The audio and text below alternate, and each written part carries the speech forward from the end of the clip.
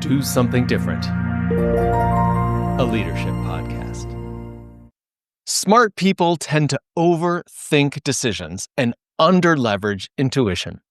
Jeff Bezos is famously known for his hard-nosed drive for efficiency, but even he says, all of my best decisions in business and in life have been made with heart, intuition, and guts, not analysis. I'm Rusty Gaylord, and this is Do Something Different, a leadership podcast to help you achieve your career and life goals. Today, I'm very excited to have Samyr Qureshi with me. Samyr is the co-founder and the CEO of Knack, an ed tech company that provides a platform for peer-to-peer tutoring for students. Samyr immigrated to the U.S. as a child. He overcame challenges in his own academic struggles, and he went on to found and lead a startup that has raised over $20 million in venture funding.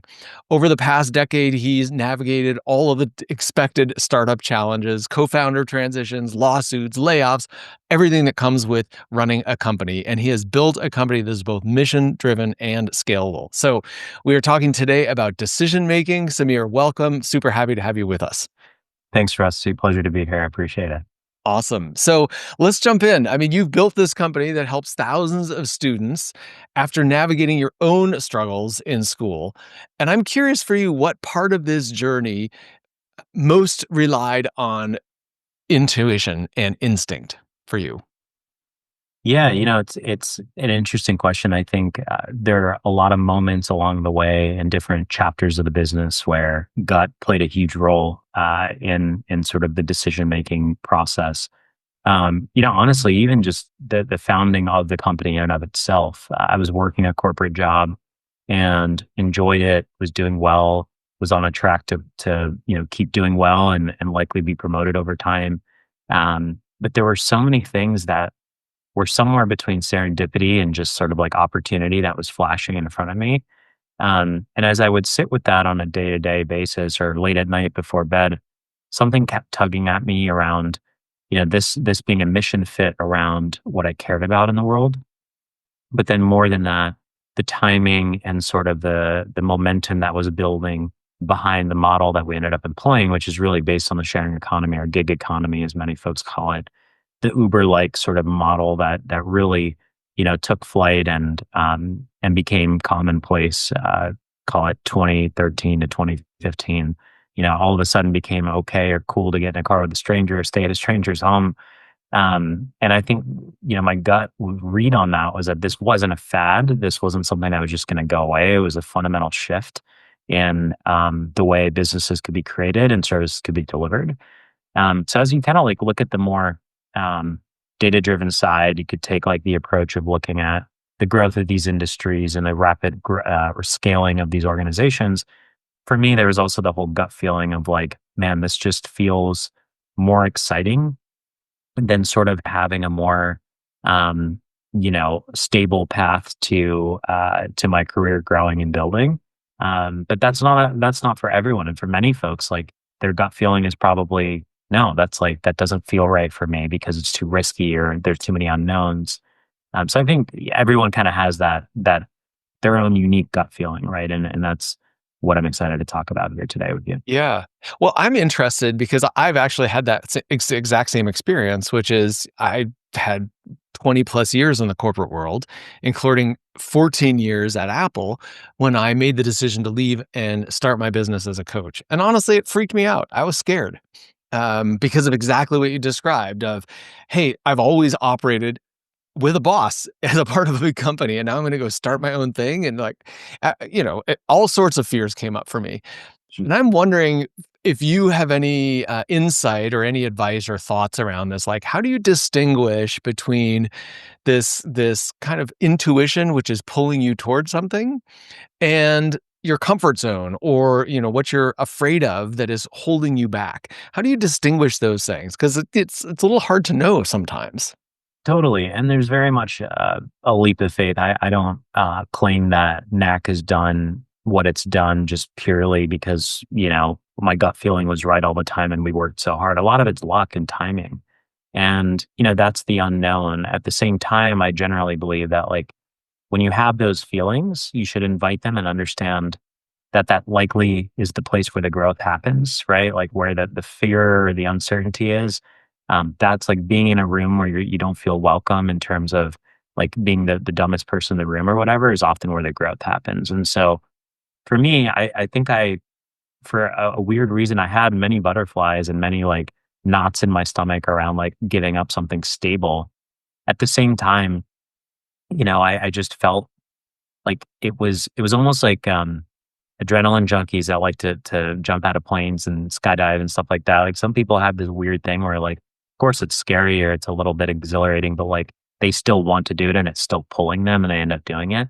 That's not me on that front. But with starting a company, it was almost like it was just giving me so much energy and excitement to figure out the earliest days when we had like literally drawings of our logo on pieces of paper. Like that to me was exciting. Now, had I known how difficult it would have been, I probably would have been more skittish and probably would have turned myself off.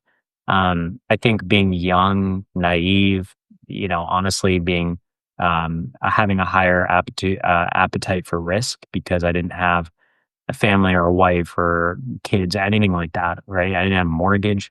So when I looked at it again, like against my gut to the more like black and white dollars and cents of like how much risk can I really take at this stage, it started to check out a lot. Yeah. Obviously, so much of what you've done as an entrepreneur, there's no playbook. And even if there were a playbook, every situation is unique. You've never encountered it before. You're having to navigate these things. And I'm wondering if there's a time when you were navigating this where you ignored your gut and what you learned for that, or if you came to wish that you hadn't. Totally.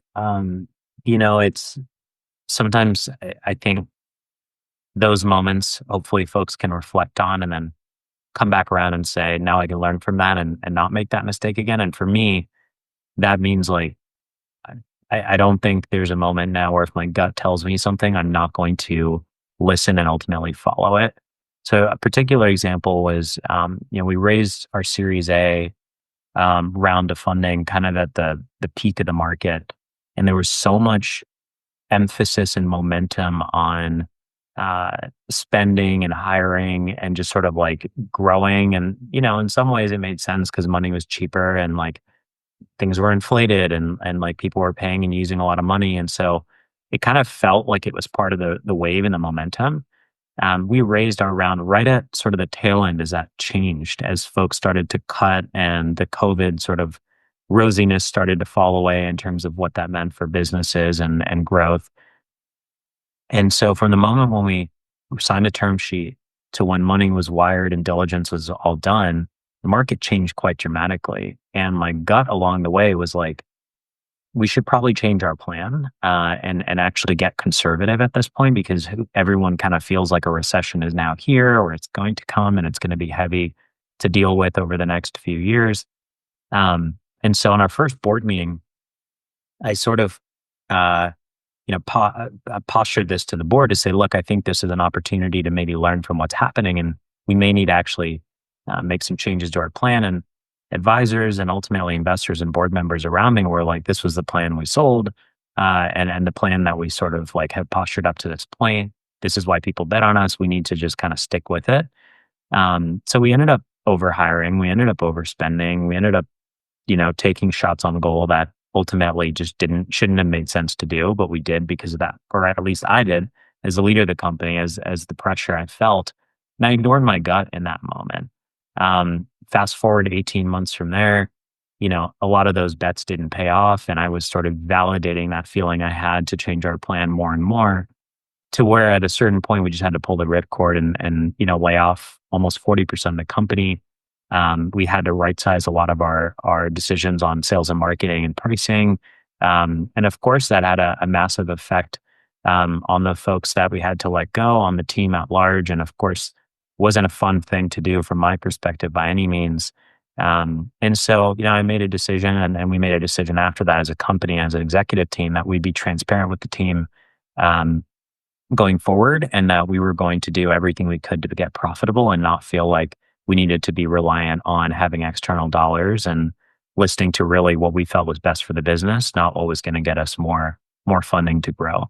And so that was a pretty dramatic shift. I'll say almost every single person has stayed with us since.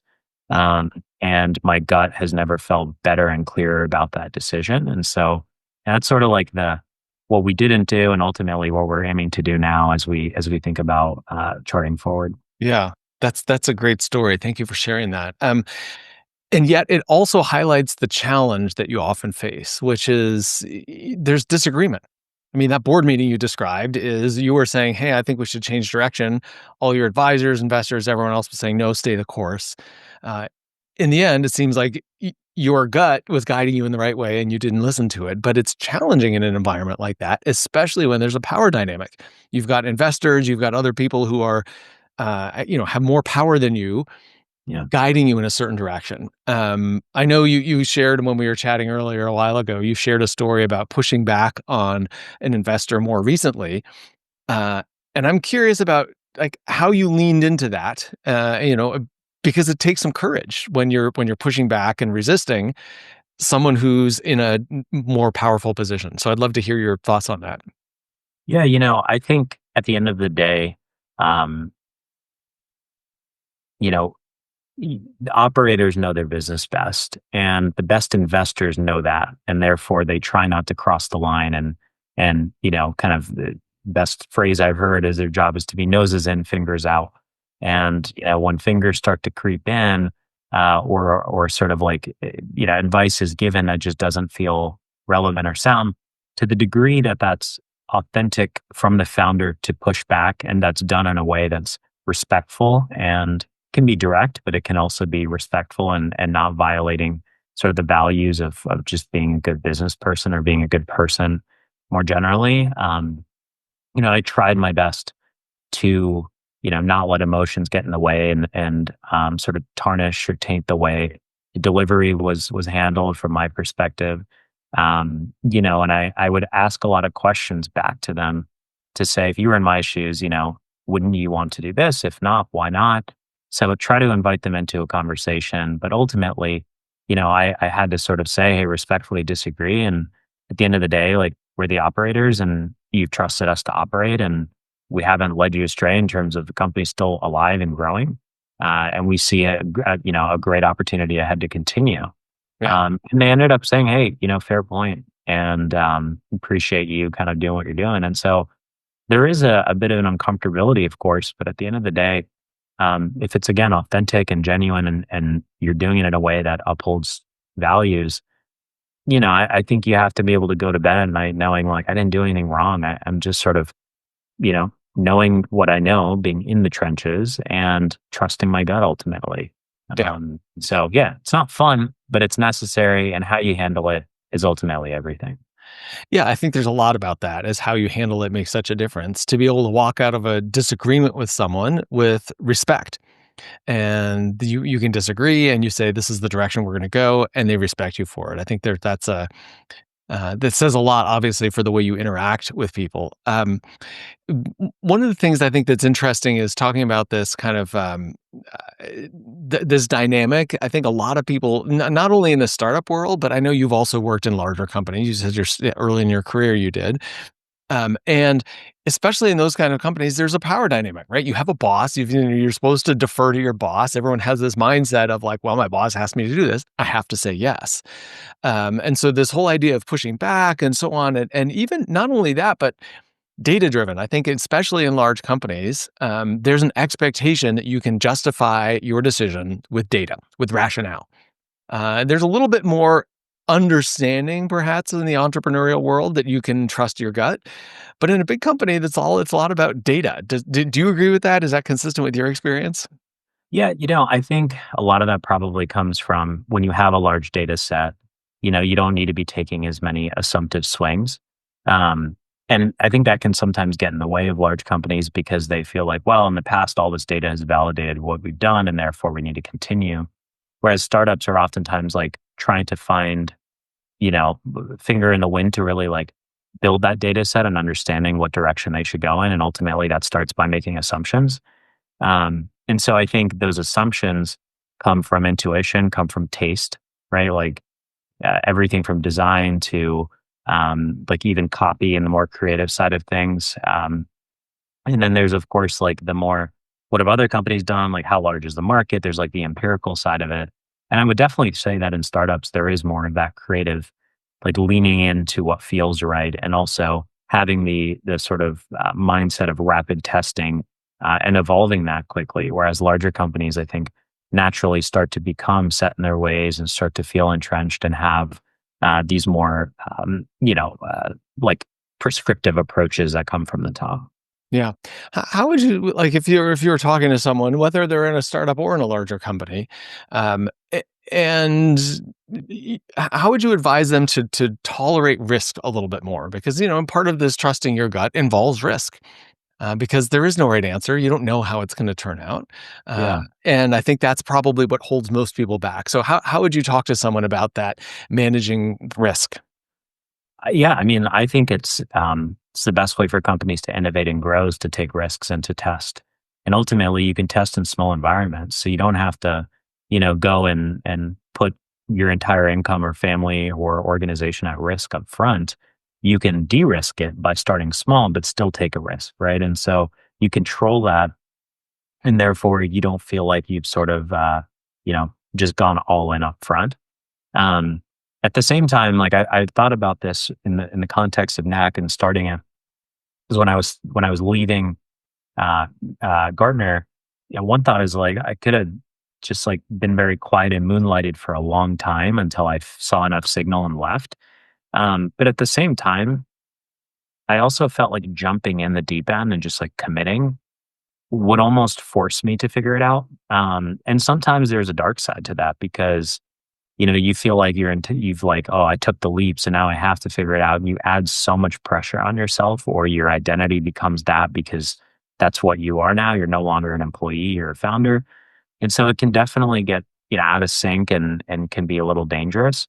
But I do think had I like played a lower and slower approach, when things would have gotten hard, I probably would have rested on my laurels at a corporate job and been like, oh, I tried something as a side gig and couldn't really get it going.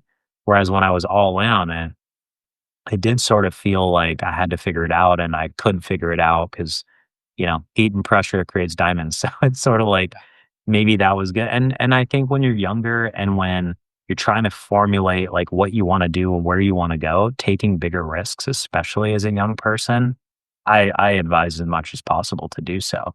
That could be taking a gap year, that could be building while you're in middle or high school. That could be graduating and instead of taking the corporate gig offer, like going to a younger company or starting something of your own. I think the younger you are, generally your risk is lower and people should really, really consider starting. Yeah. I don't know, from your experience or from talking to others, what do you think blocks people from having that level of trust in themselves? I think a lot of people have those desires that you just described, but they somehow something gets in their way. And I'm curious, like Yeah. what you see that is. Yeah, so I'm a huge fan of Rick Rubin. I play music and love music, and Rick Rubin is like this enigma of a person. If you know who he is, he essentially produced some of the greatest artists of all time, Red Hot Chili Peppers and others. But he's not a musician. Um, but he is a creative and he's a producer. Like he doesn't get behind a computer or he doesn't pick up a guitar or piano. Like he has this like magical aura about him. And I think he wrote a book called The Creative Way, The Creative Act. Um, and he talks about how so many people don't create because they don't think they're a creative. And in the same way, I think so many founders are like, oh, I'm not a founder, like, because I didn't go to X, Y, or Z school, or I don't have a network, or I don't know how to be a builder or whatever. And especially now, Rusty, where you can literally vibe code your way to having an MVP out the door, like there's almost no excuse if you really have that drive. The only thing I think you have to overcome is like your internal fear, which you've talked about, right? As you left Apple, and ultimately taking that leap. And, a lot has to feel right, ultimately going back to gut. And I think that's the biggest thing to validate is like, does this feel right in all places? And does it check out against the data with my gut? And if so, I don't honestly don't think there's ever been a better time to be building and taking a risk. Yeah. I and listening to you talk about that, the thought that keeps coming to mind for me is that the story you tell yourself makes a big difference. It's like if you're, and I think this goes back to some of the foundational research around mindset. Is this fixed mindset versus growth mindset? Like, what are you here to do? If you're optimizing for short-term stability and success, that's very different from optimizing for growth over the long term. As a Of course. person, and you described starting Knack, and I had this experience when I left to be a coach. Like, I knew that was going to be a massive growth experience for me as a person. Whether it was successful or not, I knew I would grow as a person and I would come out better and stronger for it. And so part of this is the story you tell yourself. And I'm wondering if there's a particular way that you see yourself in this broader sense of your journey of life and your career, the whole trajectory of your career, not just this phase, but just the whole trajectory. And if there's a way in which you tell your story that you find helps you navigate this risk and trust yourself more. Yeah, I think as I think about you know, what I might do later on in life or what would come next from here, I think I'm sure I would hit that point again where it's almost like, the cycle has started again where I'm like, what would I do and how would I do it and when would I do it and what should I just join something else or whatever. And I think so much of it has to do with like what's important to me. And ultimately, uh, if I have some of those real fears that I'm sure I'll have, because once you've started one thing doesn't mean you have ultra confidence to do everything else. Like that comes back to kind of feel maybe that imposter syndrome, or do I still have my mojo or whatever it is. And I think for me, a lot of it has to do with just like looking back and reflecting to say, well, I did this before, and how did I do it then? And why did I do it then? And like, why can't I do it again? And everyone has generally had to overcome something in their life, right? And that can vary in magnitude. But I think leaning on those past experiences to say, like, I can do this. I've done it in the past. I'm here today for a reason. Um, I should take the leap. And I think one thing that like I'm a huge believer in, which sounds morbid, but I think is actually um, very helpful at times from like a priority and a like what's my next action standpoint, is like simply asking, if you were on your deathbed and today was your last day, like what are the 10 things you would write down you wish you could do, and like you should just start doing them.